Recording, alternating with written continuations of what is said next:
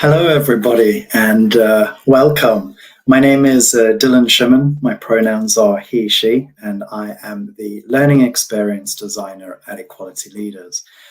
I want to thank you all for joining us here today at our LGBTQ Histories Amplified storytelling event hosted in proud partnership with AfroQueer Studios.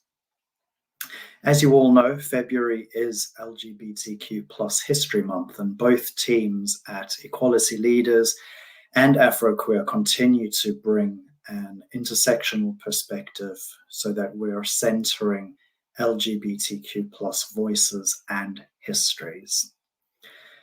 A rich tapestry of LGBTQ histories across the globe exists.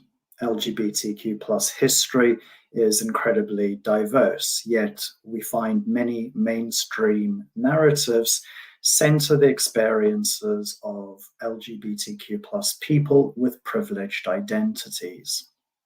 So it's time we retell queer histories, recognizing that lesbian, gay, bisexual, and transgender people have been and continue to be at the center of Black, Indigenous, and other people of color movements. It is their histories which tell us stories of LGBTQ pioneers, disruptors, activists, innovators, community leaders, as well as tales of joy and belonging. And so I'm deeply honored and humbled to be joined this afternoon by our incredible panel of storytellers, Tevin, Landa, and Zara, who have come from near and far to hold space for one another and share with us their connection to their own histories and the ways in which these impact the ways they move in this world. Hello, everyone, and thank you so much for being here. Hello. Thank you for having us. Hi, everyone. Good to see you. I love to see the geographical weather difference. Zara and I are tucked up in woolies, and Tevin and London, you're sat there in t-shirts. Yeah. Brilliant. So like I said, welcome everyone. I think, I want us to obviously start off our event by making sure that you have the opportunity to introduce yourselves and maybe share with us a chapter of your history which is particularly pivotal or meaningful to you, whether that's a specific moment in time or perhaps a realization or reflection that's, stands out for you. It'd be great for our audience to get to know a little bit more about you. So, Landa, shall I come to you? Sure. Thank you so much, Dylan. Hi, everyone. My name is Landa Mabenge. My pronouns are he, him. I'm also very comfortable and happy to use they, them. I'm from South Africa. I own my own consulting company, Landa Mabenge Consulting, which educates and creates awareness on transgender identities. For me, a pivotal realization has been knowing that I had the liberty to be a child that just was, This is before the indoctrinations, before the expectations as a child growing up.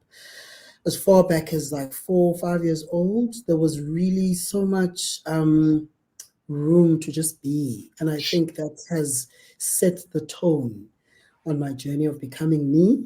And it's a beautiful reminder of the importance of who I am as a person.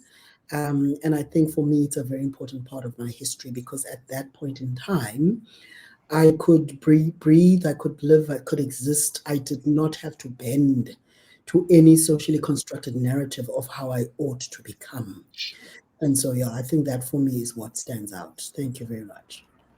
I love that, Landa. We're starting off with joy immediately. That's the best place to start. Thank you so much. Zara, how about yourself? Hello, my name, is Zara. My pronouns are she, they.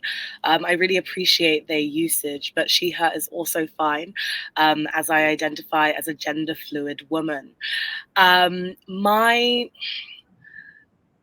Well, first, my actual background. I'm a culture change agent and consultant. I work with a variety of organizations, brands, and businesses to help them think about the people in the mix, the humans in the mix, and how through recognizing differences, understanding the uniqueness that we bring into spaces of work, we can create better ways to achieve growth. And that really is done through that diversity, equity, and inclusion lens. So a pivotal moment for me was actually when I was 15 years old. And I went to an all-girl private school, and my brother went to a boys' school that was nearby, and so we hung out. He was 2 years below, but we hung out with the different schools. And I just remember one day my brother came to me and said, "Oh, I hear that you go around the school kissing girls." And I hadn't come out to my brother. I had actually come out to a friend at school. And so suddenly these rumors had kind of arisen and even gotten back to my brother at his school. And I remember that I immediately denied it. I was like, "No, I don't know what you mean." And then later on, when I actually felt the courage to actually tell him, "Well, this is why you would have heard this," I realized that there was this shame that I was feeling, but there was also this pride, and that they were almost two sides of this same coin that I hadn't had an awareness of until that experience, until having to kind of feel that shame, but then that pride of being like, wait, this is what I am and who I am, and I can tell a family member about that. So that for me was a key kind of realization on the path and journey that I was going to eventually go on. Mm-hmm. Thank you, Zara. I guess shame is going to be a very big part of our conversation here today.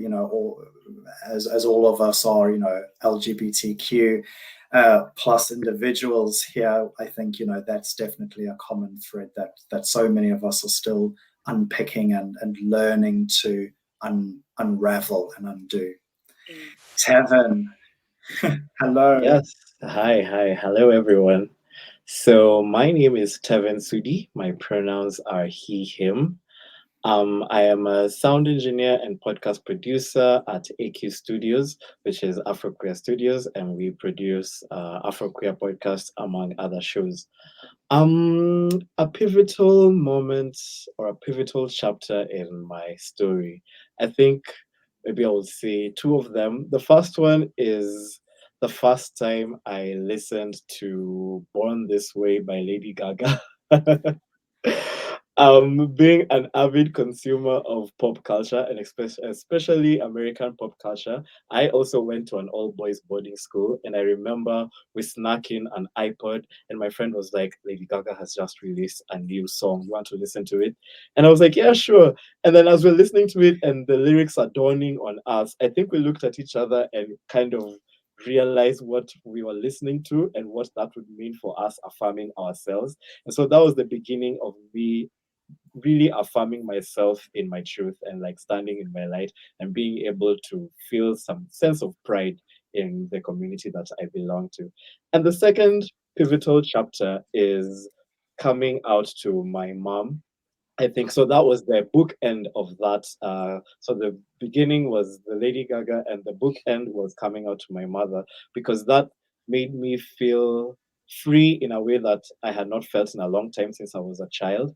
It kind of unshackled me of the shame that Zara was talking about. It unshackled me of all those feelings that were boiling deep within. And the response that she gave and the work that we've done in our relationship throughout the years, I think that was as a result of that day. So those are two pivotal chapters. Thank you so much for sharing. I mean, I love the fact that you brought Lady Gaga into this conversation. No conversation is complete without her. And yeah, I look forward to kind of hearing more about how you continue to invest and build that relationship with your mum. I think that certainly resonates with me too, having had a complex relationship, shall we say, with my mum. Thank you so much, everyone. Zara, not to put you on the spot, but I'd like to come to you first because I know you, were keen to share more about what it was like for you growing up, knowing deep down that you were somehow, different to the other kids. You probably, like many of us, didn't have the language back then, but you certainly were aware of your difference. I think it was our upbringings, and as we go into this conversation further, it's a really great question, because I think sometimes we want to look at history as a thing that is external that we turn to and look at, but actually your personal history and what we're already touching on, that journey of you, is really powerful in the movement of our queer journeys and reclaiming the journey we are on and the journey we want to continue to go on. And as you say, I definitely didn't feel like I fit into norms. And for me, what came up first for me was this moving between gender. So there were these associations about being female, and I was someone who hit puberty very early. So I had a large chest. I won't detail the size, but I had a large when I was 10 years old. So I actually became sexualized quite early on, and that was stuff that I was getting used to and understanding. I hit puberty, so I had my first period when I was 9. So at a very young age, there were these things that were becoming associations with me as a woman. But then there were all this other world of things that was interesting to me, that I like, that didn't seem to fit, whether it was my deep love and interest in football, for example, which shouldn't have a gender associated with it all, but it did at that time. Or whether it was how I considered and presented myself. Oh, women should be like this, ladies should be like this, in terms of my upbringing. And having, of course, my parents want to look after me and protect me and set me up for the world in the right way, but putting on these you ought to be a certain way kind of mindsets, because that is what they were taught and that is what they had experienced and seen in terms of how women would survive. And then I just found there was this real ability in my growing up of people to want to fit you in boxes. So you were straight or you were not. You wanted to be with one person forever, or you were, a slut, and you were male or you were female, and then again you were a girl or you were a boy. And I just started to realize that I enjoyed the space in the middle, enjoyed the fluidity of the two, and that was in my sexuality, in my relationships, and it later became apparent, should I say, in my gender. But as you say, I didn't have the language to articulate that, so just stayed this eccentric weirdo that kind of traveled around. I own that weirdness today. I love that otherness that I am. It's really empowering for me. But growing up, it's something that you feel like you don't fit, you don't belong, and you feel very strange, and it's scary. It's very scary, and it was scary. I don't know if you felt the same in any ways, Tevin or Landa, but that was kind of what it was like for me. I can definitely relate to most of that. I felt very scared. I felt, like normally I don't know what is happening. I mean, this is now around the age of 7 or 8, where the roles are becoming more defined, the expectations are becoming more, rigid. This is what boys do, this is what girls do. And for me, being raised, socialized, and expected to become this young woman who is going to one day get married to a man who's probably going to have kids, who's going to deputize a home. There was this clear narrative, and I felt like nobody sees me. I could feel, but I did not have the language to articulate or assert myself. And so the only way I could try and find some semblance of navigating the landscape was through how I expressed myself in very, present masculinities, and how I dressed, the types of clothes I wore. And parts of me rebelled a lot. I remember being gifted Barbie dolls, and I would dismember them and throw them all around like, I don't like these toys. And that was the only way I was trying to reach out and say, but you don't see me. And as a developing child, I was then also thrust into my body evolving and not understanding why it's evolving a certain way, my physical features, and at some point hoping that, I'm probably finally becoming this boy, only to be told that, no, actually, that's not how your life is going to path. This is who you are, and this is how things are going to pan out for you. And then starting to live in silos in my head, because wherever I went or whoever I tried to interact with, nobody saw me. And it didn't help that there was no language. And then I started disappearing to myself as well. And so I couldn't relate to a lot of my peers. I spent a lot of time on my own, in my head, trying to make sense of what was going on, given the narrative, fighting the self because it was clearly anti everything that had been curated for me and how I was going to become. And so it was a very scary, isolating, all round weird and all round, terrifying for the most part, because I could not locate myself anywhere. Yeah. Wow. Wow. I think it's also same for me, because I think for me as a young child, like from infancy to maybe 10, I would say, everything was pretty easy because everything was very innocent. Everyone could be whoever they wanted to be as children. Our imaginations would kind of take the lead on that. We would play games. I would be able to play the mother in a family, and no one would really question it, or no one would really kind of think twice about it. I would be able to wear dresses. I would wear my mom's clothes, my mom's wigs, my mom's everything, and nothing would really, no. I would go outside and no kids would be like, this is weird, or this is funny, or this is not normal, until a certain age when kind of the differences started becoming physical and we start kind of knowing everything, and we are going through adolescence and the changes are happening, and now you start feeling the indifference. You start feeling, oh, so this is what makes me weird in a way, or this is what the other kids term as weird. And so for me, after that started happening, I found myself really kind of going disappearing into myself, because as I used to be maybe very outgoing, I used to be very out there, but now I'm like, if I go and put myself out there, just by virtue of how I talk, how I sound, the kind of gestures I use, the kind of what I do, people are going to be judging me. So I find myself kind of muting myself, talking less, not being very present, and kind of just disappearing into myself.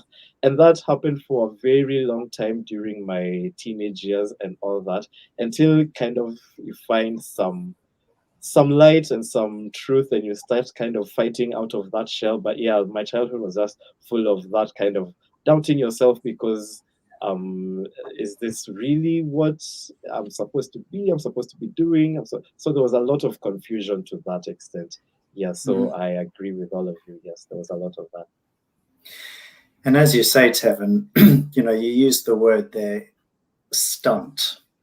I think for all of us on this call, in many ways, our development, right, as fully formed, beautiful adults, is very much stunted with the fact that we're not able to express ourselves in the ways that we want to and are free to do so because of those cages, those straitjackets that we're forced into when, we start reaching the age of 8 through to probably 11, 12, where we really do feel that. So that's tough, and it's traumatic, isn't it?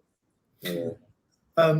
Tevin, why is LGBTQ plus History Month then important to you, and what queer histories do you believe need to be told better?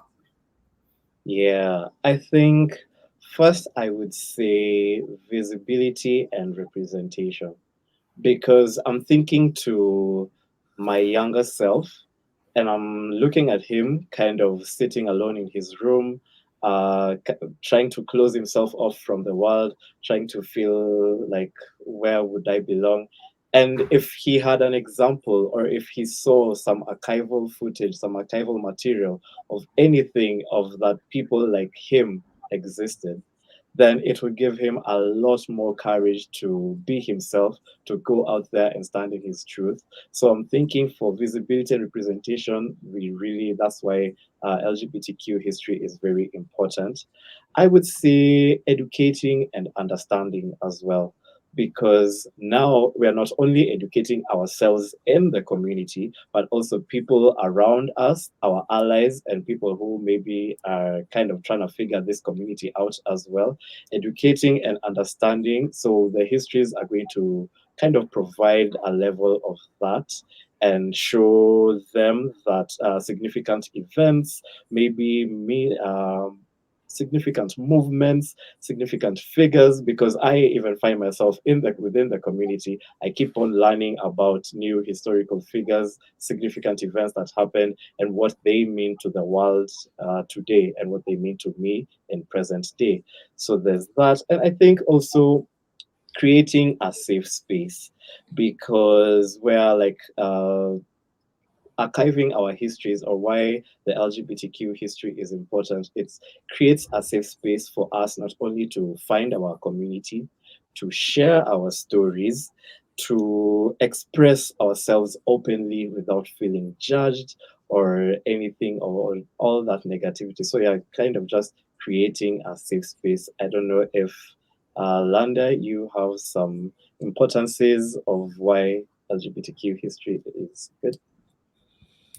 Definitely. Thanks, Steven. I think it's also important because it actually distinguishes or rights these wrongs that continue to be, violently imposed on the queer community.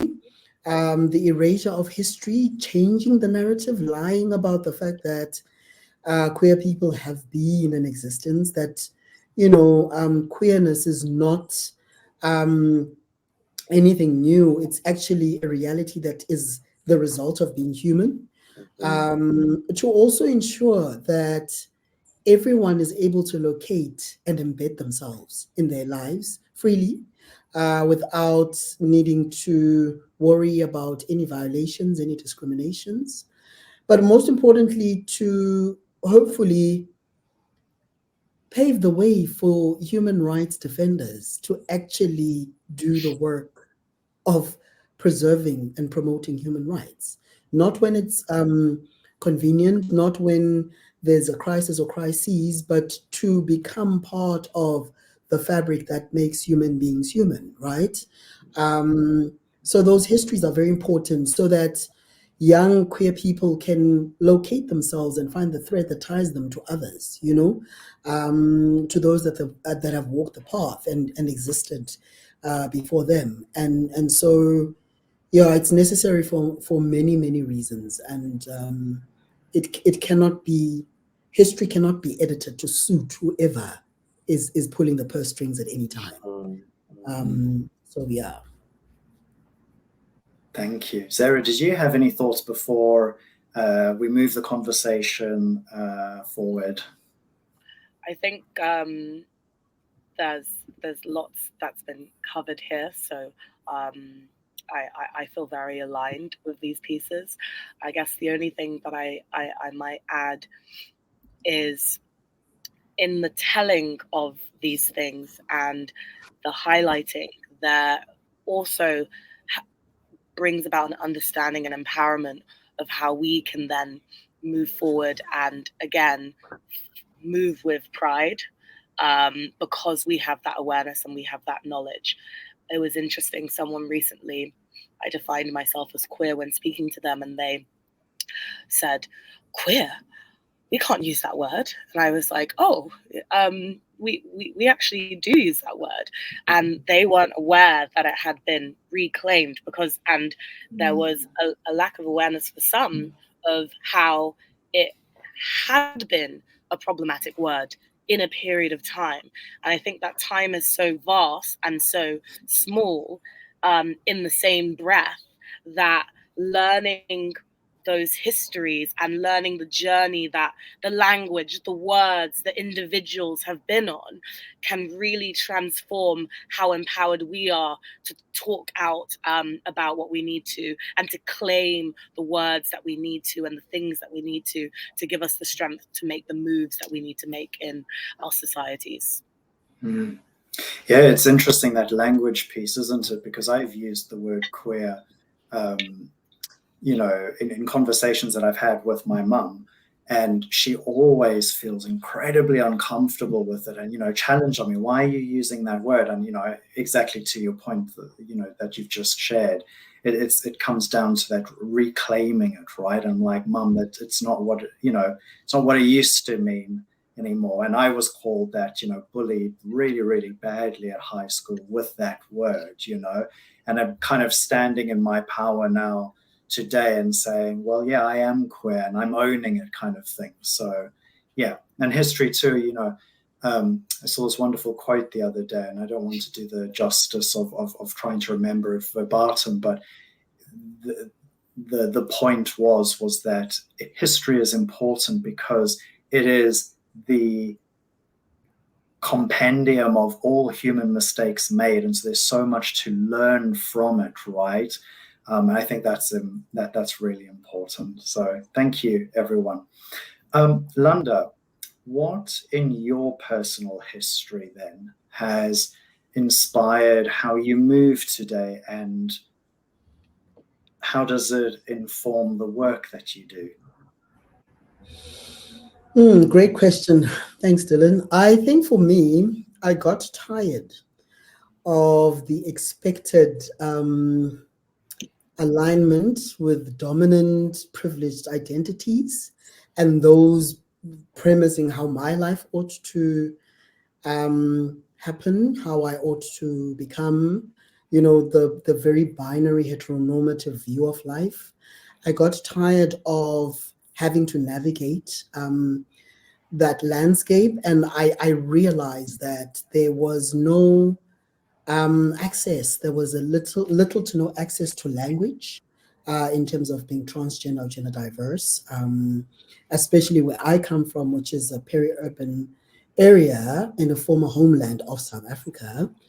And I realized that more than a lack of access, there's no access to visible identities, trans or gender diverse identities, people who are those we find a linkage with when we are becoming, when we are identifying ourselves. And so I thought it was very important to then educate and create awareness. I was very, very aware of the fact that I was able to navigate the healthcare sector and get access for myself. And I could have chosen to live a quiet life, out of the spotlight, not carry this work. But I also recognize that it would be important for anyone else who had struggled to find the language, who is struggling to find access to life-saving, gender-affirming healthcare.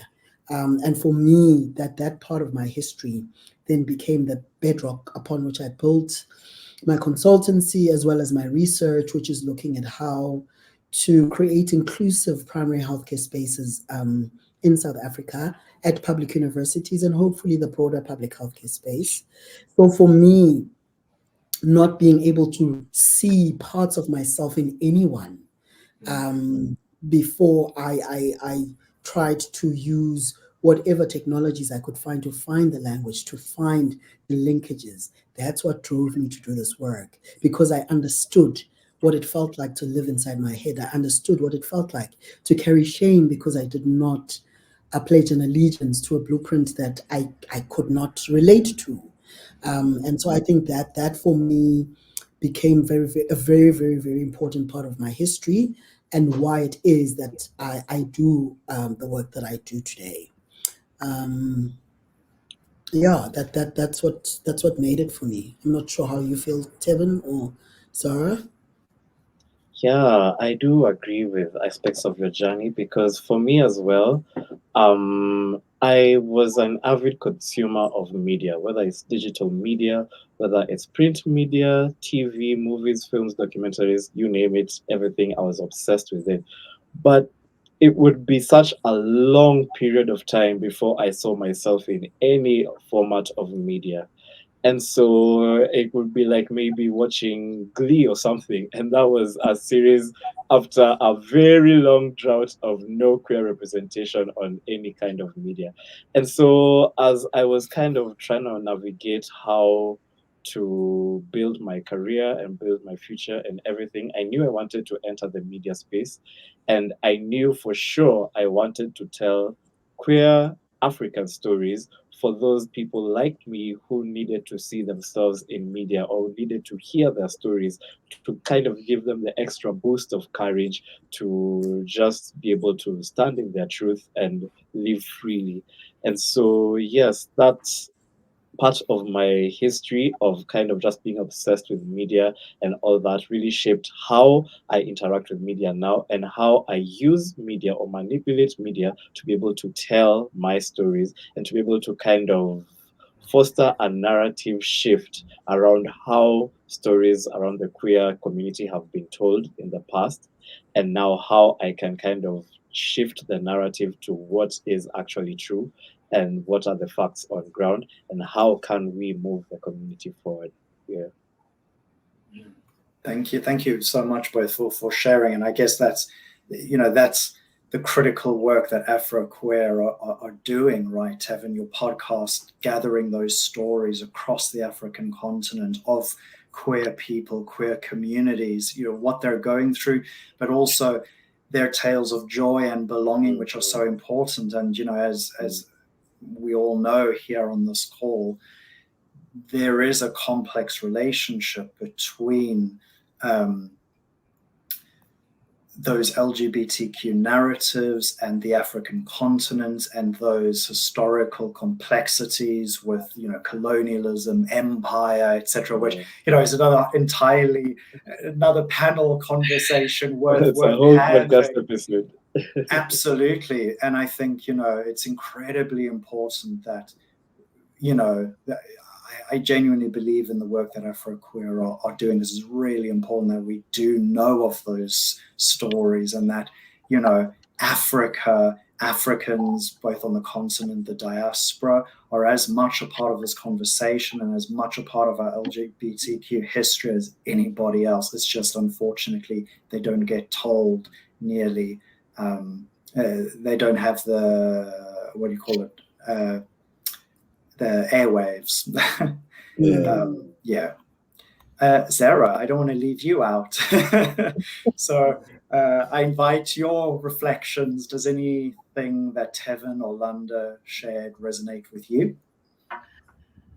I think when we talk about our personal histories, I mean, some of this I touched on, those kind of pivotal moments where you see that you're kind of balancing between two worlds, that staying quiet and losing some of yourself, and that pushing out there and having pride in how you move and how you navigate. I think something maybe we'll get onto in a little bit as well. There's this possibility that has to emerge from your experiences. because in my histories, I was unsatisfied with the way things were. And so I had to say, look for stories and look for things that invited a new way of thinking. And so I found myself leaning into, and I studied at university. I was fortunate enough to study philosophy and spend years and years just asking questions and saying, this is one theory on why things are this way. Can we turn it on its head? What's another theory? And just asking why it is this way. And how it can change. And I think it's those things and that thinking that really has driven how I move today and informed the work that I do. And I'm working on a project, which is the Bad Black Movements Project. And in that project, we ultimately look to redefine problematic concepts in today's society through short stories, through speculative fiction, through the world of fantasy. So through imagination, we actually can turn and look at words that don't fit for the world that we want to see and use that to move differently through ourselves, through our struggles, through our societies. So it very much is my history informing the work I do in that sense. Thank you. And I just wanted to highlight there's a comment, one of many, of course, that has come in from Hannah Baker. And Hannah says, Zara, your comments about being in between these different things, especially in terms of gender, makes me feel really seen. So thank you. That's wonderful. Thank you, Hannah. Please, everybody, keep your comments and reflections coming in, and I will do my best to pepper them throughout the conversation. So thanks, Hannah, for putting that in there.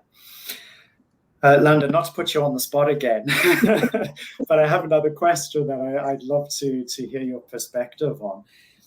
And that question is, what positive impact does retelling and reclaiming our queer histories from those dominant narratives have for our global LGBTQ plus siblings and communities?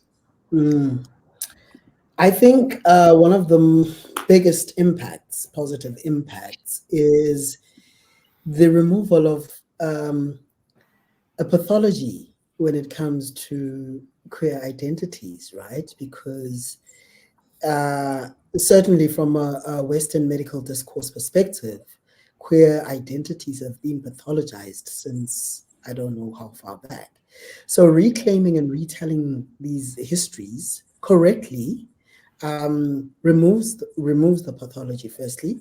It also allows for the introduction of a new language, because now people are able to assert themselves and own themselves fully, right?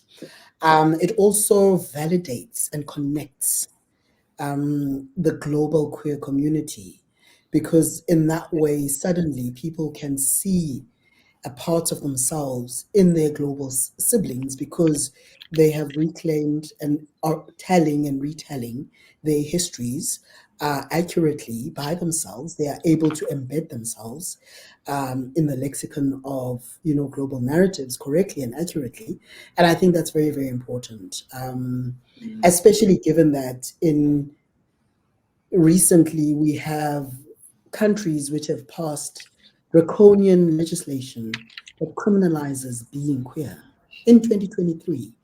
It makes one realize how urgent it is to reclaim those histories, the truth in those histories, and to retell them as a point of safety, as a point of connection, and as a point to validate that there's nothing new or untoward about being queer. It's part of being human.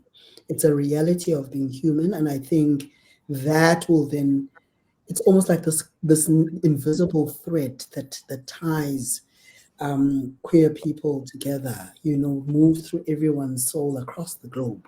And I think that would really locate and embed the authentic lived narratives and reality of being queer people, which I think is beautiful.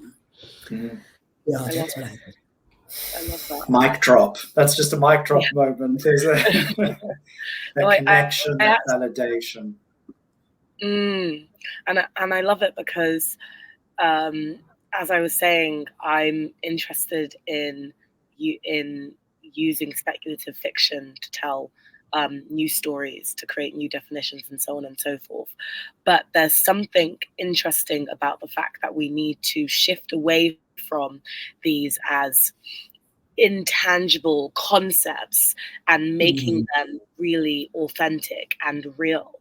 When I spoke about there being two sides of the same coin, shame and pride, some of my, I guess, more radical thinking is that whole coin, we need to get to a point where we're doing away with it, where you needn't have to hold yourself in a place of pride, because the opposite of that is shame. And actually, you don't want it at all. It simply wants to be what it is, i.e. you are you and someone else is someone else, and there are differences, rather than we have to be prideful because we face shame.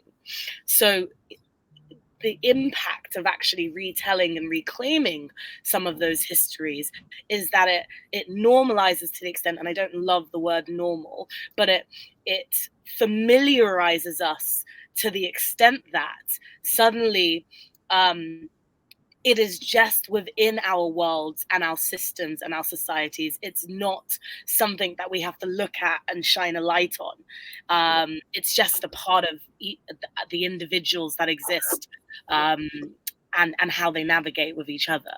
So, Landa, that really resonates. Yeah, I agree with all of you.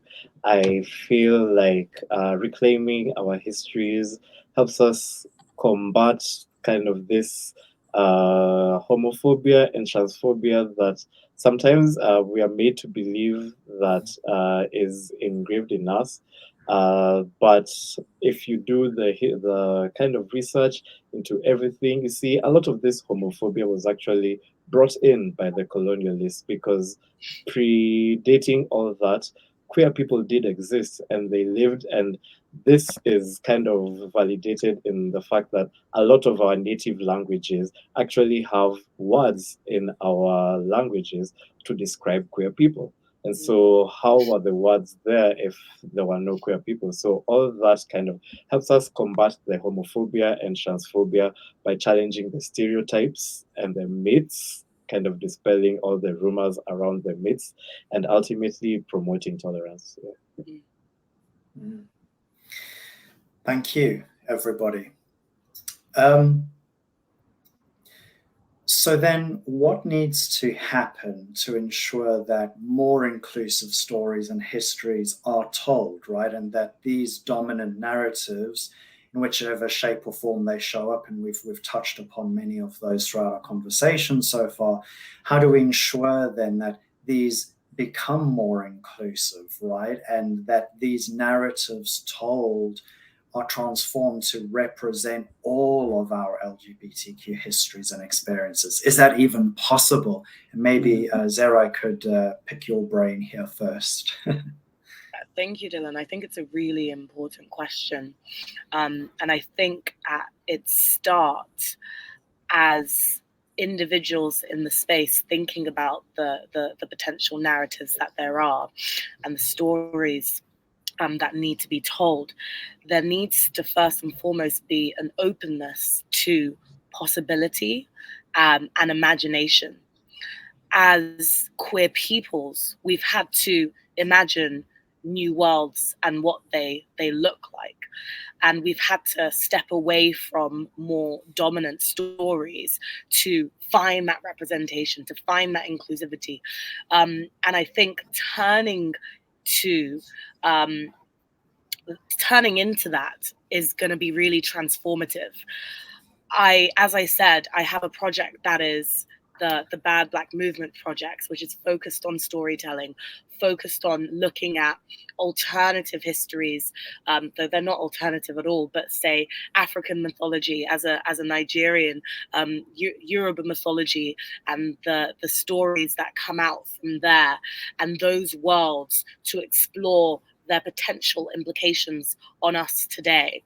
And I think by using that, and because of the limitations that we've experienced, the ability to then say what is possible, and what won't hold us back, allows us to then embed this in our daily work. So the work that I do as a consultant uses the teachings and learnings and lessons from the stories to work in a more pragmatic way with businesses and brands who may be much earlier on in the journey. They may not be ready for that kind of transformation, but because we are doing that work of what's possible and what we can imagine, we're more likely to be able to embed the small little increments that take them steps along that journey. And I think that's the work that's really powerful. So we stay learning, we stay considering possibility, and we engage with that work to drive these more inclusive stories. Thank you. And just to add to that, I really agree with that. Great point, Sarah. I think it's also important to unlearn as well, because we've been socially constructed for the most part.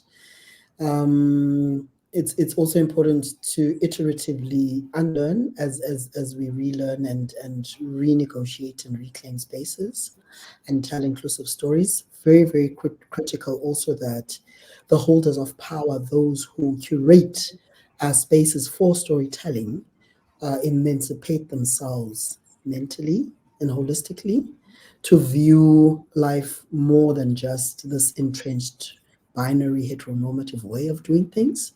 I think there's also going to need to be a lot of courage from the holders of these stories, the queer people who actually safeguard these stories that need to be told, and a willingness to share, because there's a paucity of narratives currently, and we need an intersectional sort of array of these stories, so that it starts becoming part of a fabric that kind of like gifts us being human in our diversity, in our colorfulness, so I think it's we needing to iteratively reconfigure the way in which we enter that storytelling space, even as holders and safeguarders of these stories, because when we are able to allow ourselves to share the stories, then the stories become part of our history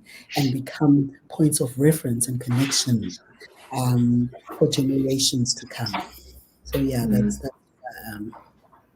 Yeah, and I think just to conclude, maybe is to equip the marginalized communities with the tools needed for them to be able to tell their own stories, and that way some of these stories will be more inclusive. For example, if we're doing podcasting, then should I maybe create a training session to teach members in my community how to create podcasts, so they're able to tell their own stories, maybe provide them with the platform of my own podcast so that they're able to come here and tell their stories in their own authentic truth. And so yeah, I think equipping the community with the necessary tools. Thank you, everyone. And something that kind of stood out to me from what you've just shared is the role those dominant narratives that, as you say, Linda, are so ingrained, so entrenched, and how we've internalized those dominant narratives. So this work really does require a continuous self-work, self-examination, and a willingness to do that, right? Because we absorb so many of these dominant narratives, these binary narratives, the homophobic, transphobic, biphobic, etc. narratives, right? That we all almost have to fight that within ourselves, to almost have to overcome that first, go on that personal journey, and then perhaps have that ability or the bandwidth to then go externally and, and that's not to suggest that those personal journeys don't, continue. Of course they do, but it does require so much work. I think if in my case, I find it incredibly difficult to reimagine. Zara, you're speaking a lot about, imagination, and I love that because that's something I've not really thought about until now. I'm thinking, gosh, I'd find it really difficult to reimagine. And I guess that's what's so wonderful about the work that you do, right? Is getting people to be a little bit more fluid and comfortable and playful almost with that reimagination process. I totally agree. And I'd say that if we're looking for the people to turn to when it comes to that understanding, it's so Patrice Collins wrote the Abolitionist handbook, and in that, one of the 12 steps of abolition is say yes to imagination. And I think it's something that really sat with me, and again helped me understand why, as a young child, there were certain things that I really loved, science fiction and fantasy, because they created worlds that were not present today. And even that as an exploration in history, I think is a really powerful thing to look at. Certain books and novels that are from the past, but actually did a lot in creating potential alternative futures that some are being seen today from our communities, inspired by those worlds. And so I think that can be really, really powerful, thinking about imagination from our the activists of the past, and there are loads that I'm obsessed with in that space to kind of get to where I am today in my thinking. Thank you. And I mean, that leads me perfectly on to, my next question, to each of you. If there were to be one LGBTQ plus pioneer, revolutionary, activist, educator, intellectual, the list goes on, who would they be, and who has served as a source of wisdom for you? Zara, you mentioned Patrice. I mentioned Patrice Collins, who is really powerful, the founder of the BBM movement in the US, and the Black Lives Matter movement in the US, sorry. However, I will mention Adrienne Maree Brown. She, they pronouns, queer, writer, author. Read their books, Emergent Strategy and Pleasure Activism. And they are really powerful to me because they speak about this creative ancestry, this activist ancestry or lineage. And so references in her work always Octavia Butler, Audre Lorde, Malik Shabazz, Malcolm X, and all of these others who have almost come before and are now part of her lineage. And I see myself as part of that lineage. And I think if you can find the individuals that speak about and articulate and have the language that you are looking for, what can you learn from them and where they've gotten their teachings to really ensure that we're doing the work of our ancestors. Adrienne Maree Brown actually refers to ancestors. She says that where we are our ancestors' wildest dreams, and again, it's leaning into that imagination point. So we can actually be empowered to be pioneers by taking those teachings from those who come before us. So I would recommend them. They're amazing, and I hope to meet them in my future and in my work. Love that, all of that. Thank you so much. Tevin, how about yourself? Is there anyone that comes to mind? Yes, me being from the media space and all that, one person that comes to mind is one director called Mohamed Kamara. And so, just a brief story, Mohamed Kamara made the first African LGBTQ film. He is from Senegal, Dakar. The film is in French. It was made in 1988. It's spectacular. And just to find out all the struggles and what he went through to actually make this film. I mean, even just from the casting, people were reading the script and were like, no, we are not participating in this. And so he had to cast his younger brother as the lead of the film. And so he had to kind of convince him how this was going to go. And they, against all odds, managed to make this film. It reached all the way to the Cannes Film Festival. And then, unfortunately, after all this, his career was really shunned, and him as a director, he never directed anything because after that, because he was blackballed and all that. So I say him because the courage he must have felt, or the courage it took for him to be able to want to tell this story in the setting or in the environment that he was in is just mind blowing to me. So the film is called Dakan. If you search it on YouTube, possibly you can find it. If you can bear through French subtitles and all that, it's a really interesting film. So Mohamed Kamara is what we'd mention. Thank you. And I believe AfroQueer Podcast has an episode on the Yes, and film, we do right? have Yeah, an I episode remember on the that one. So film. look out for that, everyone. And Landa. So I'd have to go with Simon Goli.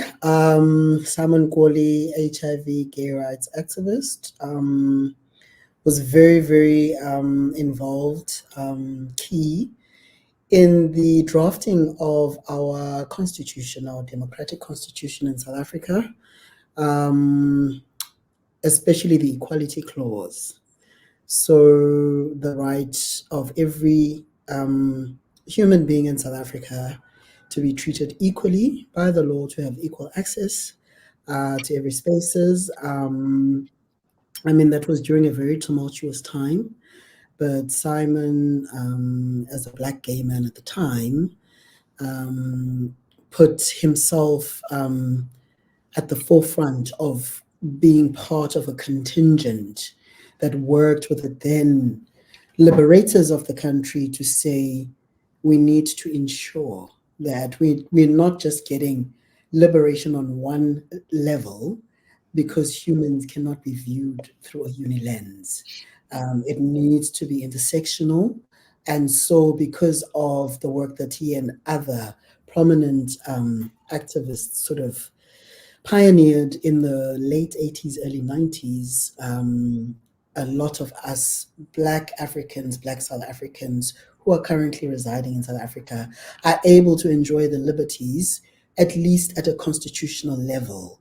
And for me, that's very important, because then the work that I get to do gets to sort of draw inspiration and strength from that, because it means that at some point there was thorough and due consideration for the rights of every single human being, regardless of gender identity, sexual orientation, and expression. And so, yeah, that for me would be the pioneer who ensured an inclusive transition into democracy. It may not be the practice currently for every single person on the ground, but it is a safety net at the highest level in terms of legislation and principles linked to human rights. Thank you all. I know we could keep this conversation going all afternoon. I'm just conscious that we've almost run out of time. We have about a minute and a half left, and there are loads of comments that have come through. One I just kind of wanted to pose to you from Linda. Perhaps we can close on that. Linda says, loving the inputs. Please touch on how to grow cohesion within our community, to share love within the community and really welcome and include all persons. So perhaps I could ask you to kind of close on a thought in response to Linda. How do we grow cohesion within the community? Yeah, I think I can start. I think how to grow cohesion within the community is one, to understand that all the individual movements that are happening within the community all have the same goal. Because sometimes, speaking from like the experience in Kenya, some of these organized communities are at kind of friction with each other because unfortunately a lot of organizing is kind of propelled by donor funding and all that, and so people feel they're in competition for this funding, and that kind of divides us. So the moment we realize that all our goals are the same, that kind of fosters a foundation, at least for all of us can be here at the same time to find this community, to feel connected, to feel accepted, to feel valued within this group, to feel like we are an integral part of something. And so the moment all of us are kind of standing on that foundation, I think that kind of breeds that space to grow cohesion within the community. To share love within the community, I think that's just our innate human nature to empathize with each other. So the moment you approach any kind of situation with empathy, you will immediately find yourself extending love. And so, yeah, I think that's what I would say. Thank you, Tevin. Landa? I think for me, we need to try and relinquish control, to relinquish the idea that we need to be absolute holders of knowledge in terms of the lives of our fellow siblings.